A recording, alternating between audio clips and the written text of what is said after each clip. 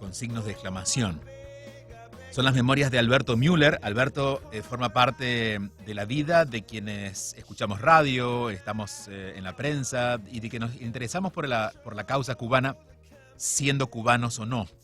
El libro se llama Pobre Cuba por una frase de Jorge Luis Borges.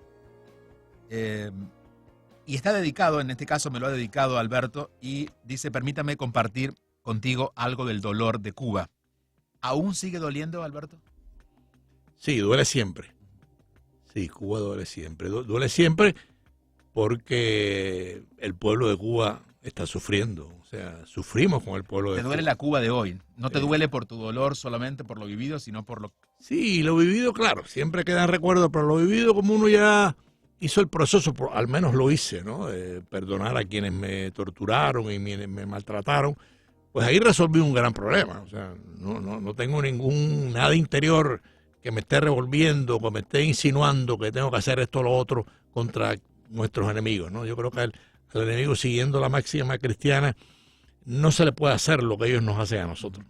Me opondría siempre a cualquier tortura o maltrato. Me parece una cosa tan baja, tan sucia. Sí, seguir jugando el juego que no te gustó que jugaran contigo. Claro. ¿Qué recuerdas de tu infancia? La mencionas bastante, al menos en la primera parte del libro, tus días en el barrio del Cerro, y mi interés es ver cómo van haciendo este espíritu fuerte, libre, que luego se anima a hacer todo lo que ha hecho en su vida. Sí, yo diría la educación. Mis padres eran... vivir en un matrimonio estable te da mucha fuerza, mucha seguridad.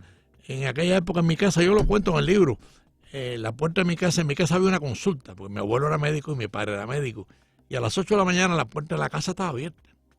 Y se mantenía abierta con un pestillito, los que iban entraban y se sentaban en la sala. Esto en La Habana, ¿no? Eso en el Cerro, sí, una parte de La Habana. Cuando venían los vendedores, el hielero, en aquella época se cocinaba con carbón, el carbonero, el hielero, el frutero, el panadero, o sea, pues entraban en la casa y sabían el caminito. Y yo no recuerdo en mis 20 años, hasta que viví en el Cerro, un incidente de robo, alguien que entrara y se quisiera llevar algo. O sea, que era un barrio obviamente seguro. El tener una consulta en la casa también le daba cierta seguridad, en fin. Pero mis recuerdos de la niñez son muy constructivos, son muy positivos. Mi madre era muy religiosa, se ocupaba mucho de los pobres, de ahí viene un poco mi inclinación, mi tendencia a seguirla. Claro. Mi padre era un hombre muy bonachón, un buen profesional, también muy generoso, nos insistía mucho en ayudar a los ciegos a cruzar la calle, a los pobres que nos pedían algo, en fin.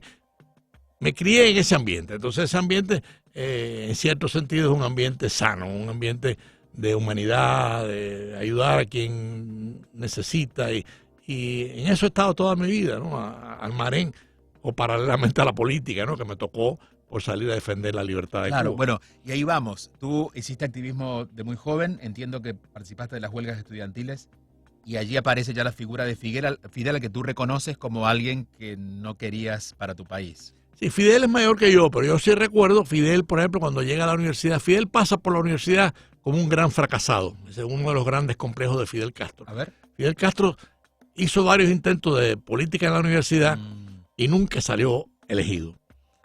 Entonces, de ahí inclusive Fidel, yo no estaba en la universidad entonces, o sea, todo esto lo cuento por referencia, tenía grandes amigos, e inclusive compañeros de Fidel, como el doctor José Ignacio Rasco, Mestre, en fin, Ramón Mestre, personas que después nos conocimos y topamos y caminamos juntos, y la historia de Fidel en la universidad es una historia muy negativa, muy traumática. Cuando Fidel se da cuenta que la gente no simpatiza con él, asume el ganterismo universitario y está involucrado en dos muertes de estudiantes universitarios, de un estudiante y de un guardia de seguridad. Inclusive está en la causa de esos asesinatos. Y ahí aparecen las primeras discrepancias contigo. No hay ninguna discrepancia. Ahí aparece el criterio que teníamos de un Fidel Castro como un gánster universitario. Okay. O sea, después nos sorprende el Fidel. Antes de asomar al poder, usted lo tenía claro. Mucho antes. Estamos hablando cuando yo era niño, ¿no? 12 años. Y después llega la dictadura de Batista en el año 52, ya yo tengo 13 o 14 años, mi hermano mayor se vincula por delante de mí, ¿no? Se vincula al directorio de José Antonio Echevarría, un hombre que el líder del universitario de Cuba de esa época, y se convierte en nuestra figura a seguir, ¿no? Políticamente. Entonces, bueno, la dictadura de Batista nos obligó, por lo menos a mí, a comenzar lo que fue después una vida como revolucionario, como demócrata, como defensor de la libertad. Y después llegó Fidel, y Fidel fue la sorpresa, ¿no? Nos llamó la atención que Fidel haya logrado superar el gansterismo universitario y llega al poder en el 59, pero obviamente con muy poco tiempo nos dimos cuenta que el gánster seguía presente, ¿no? Y entregó la revolución a los comunistas, una revolución que inclusive, yo lo digo mucho en las entrevistas, la revolución cubana tiene 3 pactos que se firman, uno en México con José Antonio Echevarría y Fran País, otro en la Sierra Maestra con Felipe Paso y Raúl Chivas, y el que se firma en Caracas. En los 3 pactos, Fidel, a nombre del 26 de julio, firma de volver con la Constitución del 40, con elecciones en 18 meses, con la libertad de prensa, y todo eso lo traiciona, y lo traiciona muy rápido. Lo traiciona muy rápido porque aparentemente venía ya comprometido con los soviets, con los rusos y con los comunistas. Háblanos de eso, de cómo en este momento que Rusia ha vuelto otra vez a ocupar titulares justamente por lo que está ocurriendo, cómo, en qué momento empiezan a identificar que Cuba empezaba a abrirse a, no sé si a la ideología solamente, sino también al dinero ruso. ¿En qué momento Rusia empieza a ser tan importante para los Bueno, nosotros descubrimos, curiosamente, tendríamos 20 años, pero ya éramos periodistas universitarios, ya teníamos cierto papel dirigencial a pesar de la edad, ¿no? Comenzábamos en la universidad y a nosotros nos extrañó mucho, y yo lo cuento en el libro, cuando Fidel Castro, después que triunfa la revolución en el año 59, en el año 59 hubo una gran polémica en Cuba, nacional, de si la revolución tomaba el giro comunista o no. Entonces, obviamente, la mayoría de los revolucionarios no eran comunistas, pero Fidel tenía el grupito de él, con Raúl Castro, su hermano, con Che Guevara, que sí tenían toda una tendencia a una formación marxista. Cuando Fidel Castro triunfa, a finales del año 59 invita a Anastas Mikoyan a Cuba. A nosotros nos llama mucho la atención porque Anastas Mikoyan era el primer secretario de los rusos, de la República Soviética, o sea, el segundo después de Khrushchev. Invita a Cuba a Mikoyan, y nosotros nos preguntamos, pero ¿por qué en lugar de Mikoyan no invitan a De Gaulle, no invitan a Eisenhower, no invitan a Figueres? O sea, ¿por qué no invitan a un dirigente demócrata, a un filósofo, a un escritor? Nos invitan a Mikoyan. Esa fue una señal muy clara para nosotros, y ahí nosotros organizamos una organización que yo lo cuento en mi libro de memoria sobre protestar. La primera protesta que se da en Cuba es esa, por la visita de Mikoyan en febrero 5 de 1960. ¿Y las primeras consecuencias de este tipo de expresiones que ustedes tenían, cuáles fueron? Bueno, estuvimos presos una hora, un día, mejor dicho, 24 horas. Nos cogen presos, nos entrevistan, pero en aquella época todavía en Cuba había prensa, había instituciones. Claro. O sea, la revolución conocía, estaba medida. La revolución todavía no tenía el control absoluto de las instituciones y de la prensa. Entonces, por ejemplo, la revista Life puso en portada la manifestación de Mikoyan, de los estudiantes contra Mikoyan. Eso, por una parte, nos ayudó, pero por otra parte nos lanzó a una posición muy peligrosa contra un régimen comunista, ¿no? Que además venía con toda una intención estalinista, traía todo para acabar con Cuba, y así fue. O sea, empezaron. Entiendo que en el 60 es la primera vez que te vas, el primer exilio, ¿no? En el 60, sí, cuando nosotros después de Mikoyan, nos botan de la universidad. Digo no porque fuimos 3 o 4 compañeros que fueron expulsados de la universidad. Y entonces ahí nosotros nos venimos a Miami. Y en Miami nos reunimos todos los estudiantes de todos los grupos y creamos una organización siguiendo la tradición cubana del Directorio Revolucionario Estudiantil. Se crea el directorio en Miami, pero uno de los primeros acuerdos del directorio era que había que regresar a Cuba. Y como a mí me nombran secretario general, la máxima autoridad, obviamente el primero que regresé a Cuba fui yo. Claro. Cumpliendo un poco con la ética de grupo, ¿no? Y yo regreso a Cuba ya clandestino para la lucha frontal contra el régimen en noviembre del 60. Tuve unos meses aquí. Y todo fue actividad conspirativa, actividad de prepararnos para la clandestinidad. La clandestinidad fue una experiencia para mí única, muy complicada la clandestinidad, porque es la vida oculta, la vida que no puedes estar enseñándote por gusto, sales a hechos muy puntuales, entrevistas, o moverte para otra provincia donde tenías una reunión, o irte para la provincia de Oriente porque tienes que alzarte, porque preparamos paralelamente un alzamiento, ¿no? O sea, bueno, todo esto pues se cuenta en el libro. Los libros de memoria tienen, cuando son libros de historia y cuando son libros donde está implícitas dictaduras y problemas, son libros muy tristes, ¿no? Son libros que tienes que transitar por momentos que a veces quisiera dejarlos en el pasado, ¿no? Y no puedes. O sea, el libro de memoria te obliga a repasarlos, a volverlos a vivir y por supuesto a contarlos, ¿no? ¿Por qué lo escribiste? ¿Por qué ahora?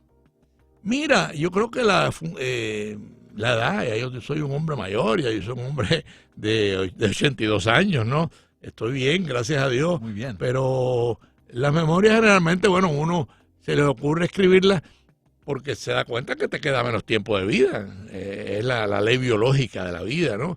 Entonces es un poco dejar escrito una cosa que yo pienso mucho todos los días y de los jefes o organizadores de las 4 o 5 organizaciones que confrontamos a Fidel Castro, el único que queda con vida soy yo. Yo medito mucho en eso. Claro, yo era el más joven, porque nosotros éramos el grupo estudiantil, pero bueno, los grupos como el de Manolo Ray, el David Salvador, los obreros, Artime, el MRR, José Ignacio Rasco, la Democracia Cristiana, los 4 o 5 grupos fuertes, la dirigencia todos se ha ido, o sea, su vida se agotó, se acabó y quedo yo, de ese grupo quedo yo y quiero terminar con mucha tranquilidad espiritual y quiero terminar dedicándole mi último minuto de vida a Cuba. ¿Tienes interés de que alguien particularmente lo lea? ¿Te gustaría que alguien supiera tu historia? ¿Alguien que, no sé, alguien que ha pasado por tu vida o alguien específico o algún, no sé, la juventud? ¿Alguien? Sí, los más jóvenes. Yo creo que los más jóvenes serían los más indicados a leer este libro. El libro se ha movido bien, se ha vendido. El libro salió hace como 2 meses y lo vamos a presentar el mes que viene en abril 27 en el Big Five. De la calle 92, así que y ahí vamos, y pienso ir a España a presentarlo a la Feria de Madrid finales de mayo, principios de junio.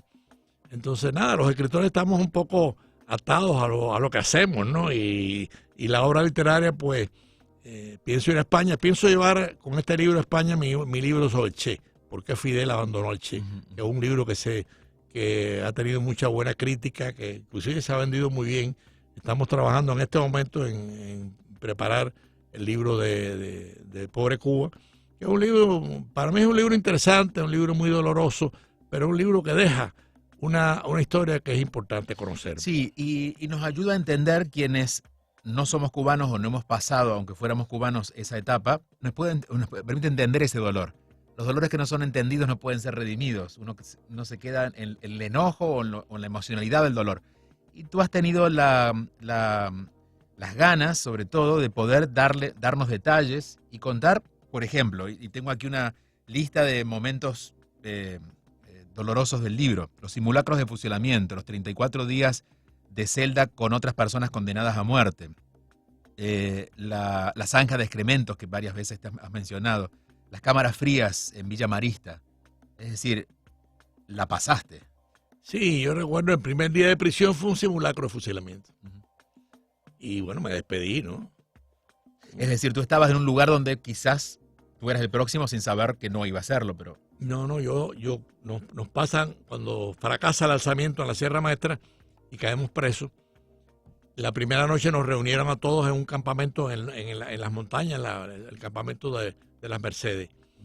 Y nada, pues sacaron a 3 compañeros y lo fusilaron. También fue un simulacro, pero pensábamos que lo habían fusilado.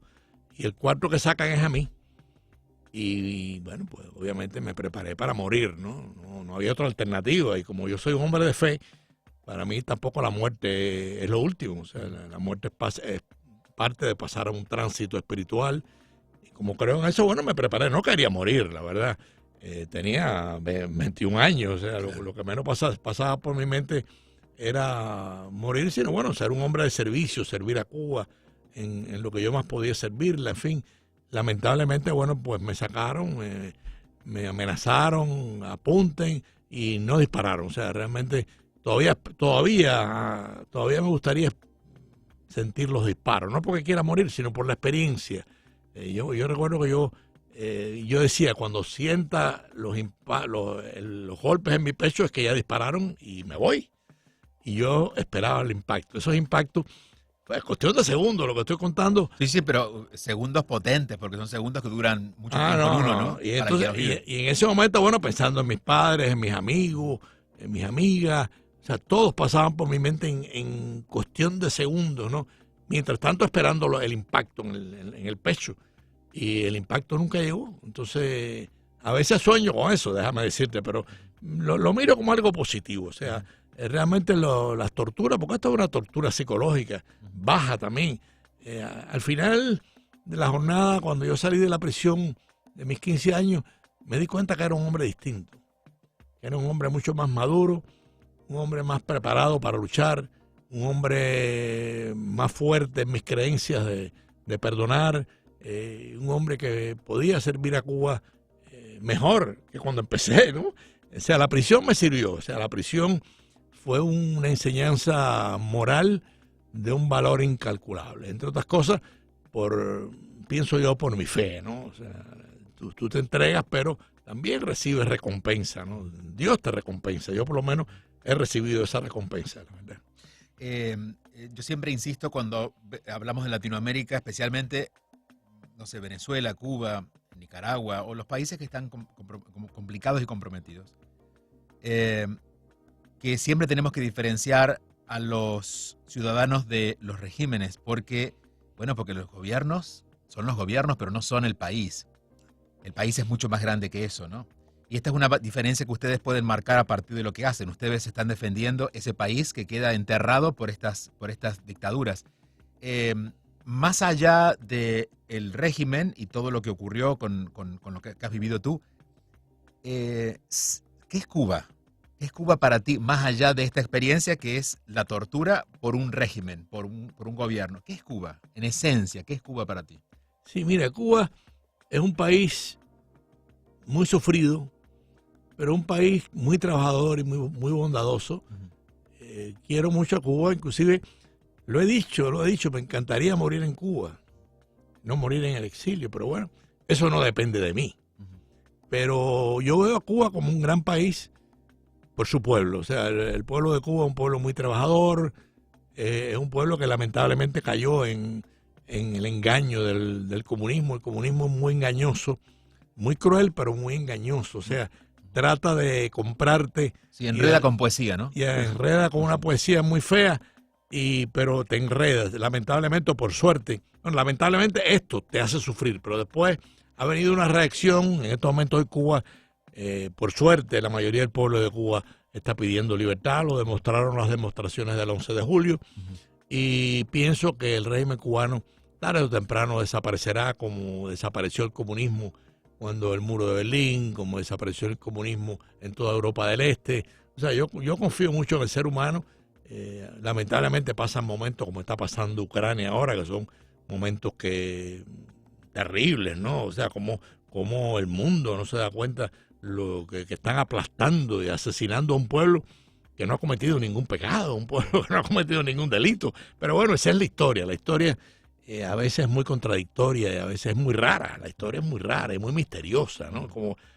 Un poco como es el ser humano. Hay que esperar a veces el tiempo que revele lo que uno no pudo entender y claro. Después hace sentido. ¿Y dónde encontraste tú la esperanza? A veces nos pasan cosas en nuestra vida y uno pierde la esperanza por una cosa que te pasa. A ti te pasaron muchas. Dando lo mejor, encontraste esto, ¿no? Que a nivel humano es lo peor. La cárcel. ¿Dónde encontrabas la esperanza y dónde la sostienes? Porque te escucho con esperanza y Sí, todos queremos tener la esperanza, pero tú la has nutrido, la has trabajado. ¿Cómo se consigue? sí, mira, la fe. La fe. Yo tengo mucha fe en Dios, tengo mucha fe en la Virgen. Entonces, cuando tú tienes una conexión por encima de la maldad, no hay forma que te destruyen. No hay forma. Y esa conexión es la fe.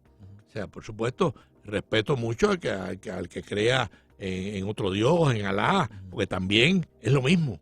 O sea, es una fuerza superior que te permite la posición esperanzadora, positiva de triunfar ante toda la inquinidad. De lo adverso. Te das cuenta, todo lo adverso, todo lo negativo. Entonces, bueno, yo he tenido esa posibilidad y lo digo con mucha tranquilidad. Realmente ya eso en un momento fue una disyuntiva, ¿no? Cuando uno es joven, pero ya cuando van pasando los años, que ya tú maduras, esa fe, yo tengo una fe muy grande y la sigo teniendo y eso me permite. Yo veo algunas personas que me dicen, no, yo no puedo dormir, yo siempre duermo feliz y duermo bien, jamás me he desvelado. Entonces, y pienso que es por eso, claro, hay desvelo, un problema psicológico. Claro, de lo cotidiano, pero todas estas tragedias no han tenido el poder de quitarte tu sueño o quitarte tu felicidad. Sí, Hoy, al menos. Yo recuerdo cuando yo conozco a Jorge Luis Borges en Caracas. Cuando Jorge Luis Borges va... Eso quería, la pregunta era, ¿conociste a Borges? Sí, lo conocí personalmente, hablamos como 15 minutos. Monte Ávila, la gran editorial venezolana, hace una comisión para recibir a Borges, que llegaba a Venezuela porque quería ver una coleada de toros. Tú sabes lo que es una coleada de toros, que cogen el toro en el campo. por el rabo, quién lo hace más rápido. Y curiosamente Borges, que ya era ciego, pidió que lo llevaran a Caracas a ver una coleada de toros. Entonces Monte Ávila, yo acababa de llegar a Venezuela, escritor, después de 15 años de prisión, me invita, el director de Monte Ávila me invita a la comisión que va a acompañar a Jorge Luis Borges a la coleada de toros. A mí no se me olvida que yo, bueno, cuando llega Jorge Luis al grupo, bueno, me presenta, mire, el que era escritor cubano, Alberto Müller, y empezamos a hablar de Cuba. Me preguntó, inclusive me dio algunos consejos literarios. Y ahí fue su expresión de pobre Cuba. Y entonces cuando yo le cuento la experiencia de Cuba, con esa mirada de él, que miraba por el amor que le tiene al ser humano, no porque mirara, no porque veía. Sí. Y me dijo, pobre Cuba. Me lo dijo, todavía me parece tenerlo frente. Mira, y él que elegía cada palabra, qué contundencia, qué síntesis, pobre Cuba. Y se me quedó la frase, ¿no? Y cuando empecé las memorias, me empezaron a venir títulos a la cabeza. Y me acuerdo que le dije a Salvá, este es el título. A la editora al principio no le gustó tanto, porque además la frase dice poco. Y a su vez dice mucho. Y a su vez dice mucho por quien la dijo también. Claro. El hecho que Jorge Luis Borges me lo haya dicho a mí. Me dijo, pobre Cuba. Cuando yo le conté algunas cosas que él me preguntó. Y ahí sale el título de este libro y por supuesto me alegra mucho que él esté involucrado. Era un hombre superior, un hombre de una humanidad infinita, ¿no? Cuando ves su obra, yo he leído casi toda la obra de Borges y conocí inclusive la familia de él en Buenos Aires cuando fui a presentar mi libro El Che en la Feria de Buenos Aires en el 2015, que fue una experiencia interesante también. Y ahora pienso ir a España a presentar Pobre Cuba. Y el libro Che lo llevo porque es un libro de empuje, es un libro, yo sé que es polémico, pero es la tesis de cómo Fidel Castro, que era un hombre sin principios, y además un hombre de un odio intrínseco a todo, cómo abandona al Che. O sea, el Che muere abandonado por Fidel Castro. Esa es mi investigación, una investigación que me demoró 5 años de investigar y hablar y todo sale del diario del Che. Cuando tú te lees el diario del Che, el Che repite todos los meses, hacía resúmenes mensuales. Hemos perdido contacto con Manila. Mes de febrero o enero. Febrero, seguimos sin contacto con Manila. No aparece contacto con Manila. Manila Fidel Castro. Manila era Fidel Castro. ¿Y cómo encuentras tú en el diario? Ese dato? Okay. En el diario del No, Che. pero la asociación de Fidel con... Bueno, porque con el Che hay un personaje que se llama el médico, Tabito. Octavio de la Concepción y de la Pedraja, gran amigo mío. Éramos grandes amigos en la agrupación católica y igual que nosotros, bueno, conspiramos durante la revolución contra Batista, pero él, el Che lo convenció y se hizo de la tropa del Che. Y después cuando el Che se va al Congo, se lo lleva. Que fue todo un fracaso. El Che no triunfó en ninguna de sus guerrillas. Fracasó en Salta, Argentina, fracasó en el Congo. A Salta él no fue, mandó a su gente de confianza. Al Congo va y a Bolivia va. ¿Por qué se va el Che de Cuba? Es una pregunta que en el libro se explica, tanto en el libro del Che, en mi memoria lo explico también. O sea, el Che se va de Cuba porque el Che no era soviético. El Che era pro-chino. Y entonces, en fin. Pero perdió bueno, su lugar. Cuando recién hablabas, te emocionabas. ¿Qué te emociona? no, el recordar gente tan linda. Ajá. La humanidad, ¿verdad? Claro. Sí. Borges es un gran personaje. Borges es un Sí, personaje. bueno, un universo completo en una sola persona. Sí, un personaje que el mundo debe agradecerle a Borges su obra permanentemente. Porque la obra de Borges lo dice todo. Alberto, tu camino ha sido el periodismo, ha sido como el eje que ha trazado la forma de poder encontrar tu servicio al mundo. Ahí empecé. Y ahí estás. Y ahí nosotros hicimos un periódico universitario en la Universidad de La Habana. La Universidad de La Habana era un centro muy pujante, muy dinámico, lleno de contradicciones, lleno de gente de todos los pensamientos. Y en la Universidad de La Habana, mi editor, que es uno de los editores cubanos más conocidos, Juan Manuel Salvat, y yo decidimos hacer un periódico. Y se llamó Trinchera, que es una frase de Martí. Trincheras de piedras valen más que trincheras de ideas. Trincheras de ideas valen más que trincheras de piedras. Y resulta que ese periódico fue un éxito en la Universidad de La Habana, en el año 59. Cuando el periódico oficial de la FEO apenas vendía, Trincheras salía y se agotaba su... Claro, era un periódico que hacía periodismo y criticaba las cosas de la revolución que nos parecían malas, en fin. Y nada, fue una experiencia y ahí me ata el periodismo. Ahí realmente, después estudié periodismo en Cuba, igual que estudié Derecho, no me pude graduar por la confrontación, pero el periodismo para mí es una pasión. Y aquí ejerciste la enseñanza, ¿no? La docencia. Y di clases de periodismo en UM, en el centro de QX Center, durante unos años. Y yo se lo decía a mis alumnos el primer día de clase, el periodismo es como una especie de luna de miel que no termina. O sea, cuando el periodismo te ata, o te llama, o te atrae, vas a ser periodista siempre. Allí va mi pregunta. ¿Ese periodismo es el que tenemos en estos días? ¿O hay personas ejerciendo algo similar al periodismo, pero esa fibra del periodista se está perdiendo? Sí, esa fibra del periodismo se pierde, o se va perdiendo, o se ha perdido algo por la pasión política. Sí, en Estados Unidos, por ejemplo, se hace un periodismo muy militante, muy político, que ese no es el periodismo que yo aprendí, ni creo que sea el periodismo que le conviene al futuro, ni a las redes sociales. O sea, el periodismo tiene que tener balance, tiene que tener objetividad, el periodismo tiene que ser muy transparente, muy limpio. Entonces, cuando tú haces un periodismo atado a una política o a un dirigente o a un partido, no es que eso sea malo, cualquier periodista puede tener... Es otra forma, sí. Puede tener filiación y simpatías, ¿no?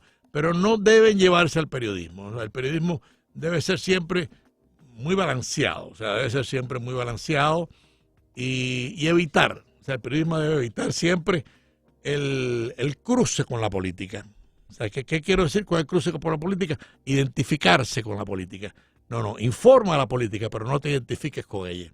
Eso por lo menos sería mi recomendación en el periodismo actual, pero creo que hay que trabajar muy duro en el futuro, porque ahora entran las redes sociales están dominando la información, y en las redes sociales cualquiera puede usar el canal y meter una mentira, como decimos nosotros, ¿no? Entonces, yo creo que hay que hacer un trabajo monumental, pero hay que hacerlo en las universidades, en los centros de estudio, a los efectos que el que estudie periodismo se dé cuenta que si no haces balance, no haces objetividad y no te afilias, vas a ser un mejor periodista. Claro. Tan simple como eso, ¿no? ¿Qué es lo que deseas para tus próximos años? ¿Estás en plena actividad? ¿Estás ejerciendo el periodismo? ¿Estás muy claro en lo que no debe ser, cosa que es una claridad que pocas veces se alcanza en la vida? No es bueno saber lo que uno quiere, sino lo que no quiere, lo que ya no es.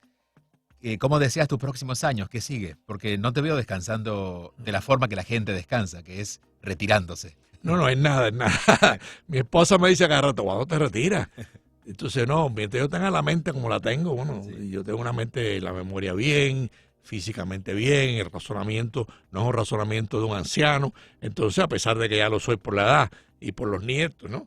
Pero mientras yo tenga además todavía juego tenis con 82 años, o sea, me gusta la actividad física, yo camino casi todos los días 1 o 2 millas, y si no juego tenis camino un poco más, o sea que físicamente estoy bien, si estoy físicamente bien, si estoy espiritualmente bien, y por supuesto me gusta lo que hago y mi país todavía necesita esfuerzos, no hay espacio para mi retiro, la verdad.